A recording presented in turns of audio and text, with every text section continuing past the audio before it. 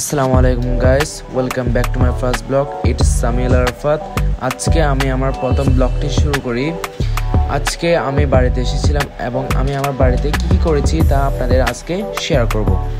গাড়ি পার্ক করার পর আমি সেখানে একটু কিছুক্ষণ ঘোরাঘুরি করি। ঘোরাঘুরি করার পর আমি আমার বাড়িতে চলে যাওয়ার পথে রওনা দিলাম। বাড়ির পথে যাওয়ার সময় আমি আমার বাড়ির মসজিদটি দেখতে পাই। বাড়ির মসজিদে একটু ঢুকার পর আমি জোহরের নামাজটুকু আদায় করি। আজ আমার পাপার চাচা মারা গিয়েছেন। আমি তার জানাজাটুকু করার পর আমি বাড়ির উদ্দেশ্যে রওনা দিলাম। নামাজের পর আমি সাথে সাথে আমার বাড়িতে চলে আসি। বাড়িতে চলে আসার পর আমি আমার কাজিনদের সাথে মিট করি, তাদের সাথে গল্প করি, আড্ডা দিই। তারপর আমাদের বিকালে চলে যাওয়ার কথা ছিল।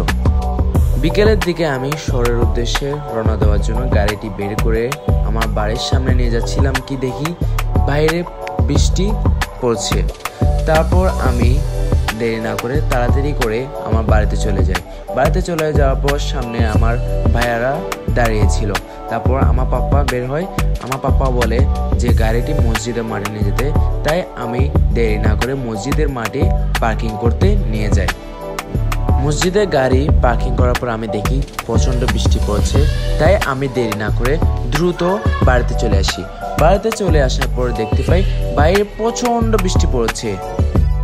এরপর আমি আমার বাড়ির পিছন দিকতে যাই। পিছনে দেখি পুকুরের মধ্যে প্রচণ্ড বৃষ্টি পড়ছে। সেই জন্য আমি সেখানে কিছুক্ষণ দাঁড়িয়ে থাকি, কিছুক্ষণ সেখানে বসি। তারপর আমি চলে যাই আমার রুমে। এরপর সন্ধ্যার দিকে আমরা বাসার উদ্দেশ্যে রওনা দিই। তখন একটু একটু হালকা পাতলা বৃষ্টি পড়ছিল।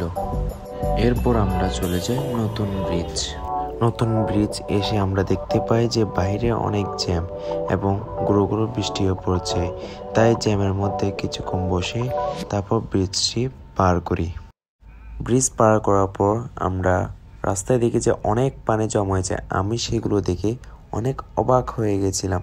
তাও আমরা ধীরে ধীরে এগোতে থাকি। শেষমেশ আমরা জামাল খান এসে আমাদের বাসায় পৌঁছালাম। তো গাইস, কেমন লেগেছে আজকের ব্লগটি তা আমাকে কমেন্টে জানাবেন। দেখা হচ্ছে পরবর্তী ব্লগে। আসসালামু আলাইকুম।